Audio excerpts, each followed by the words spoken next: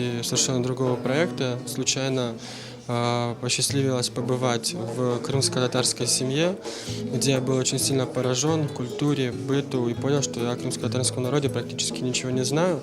И так я занимаюсь фотографией, то я безусловно, выбираю темы с точки зрения еще визуальных каких-то характеристик. И непосредственно тема «Крымские татары» — это очень интересная, очень сильная визуальная тема непосредственно, как для крымчан, так и для жителей других стран.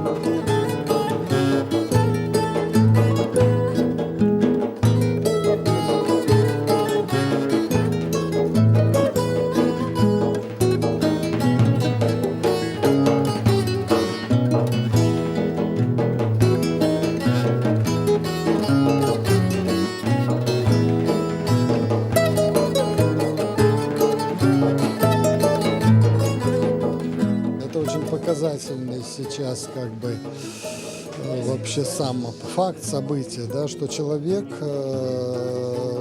я думаю, что он русский, Андрей Кононцев, он родился в Севастополе, значит, он поехал в Европу, он там обучался фотографии, и через эту свою профессию, через то, что он жил в Крыму, он вдруг обнаружил, что в Крыму живет коренной народ с интересной и очень необычной самобытной культурой.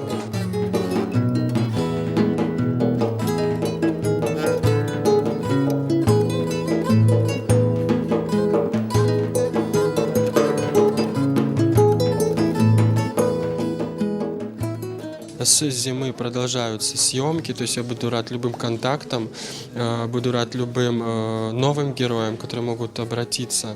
Вот. Буду снимать на протяжении года, 2, может быть 3 лет, потому что тема обширная. Пока в голове не пойму, что эта тема для меня, как минимум, она раскрыта, а съемки заканчиваться не будут.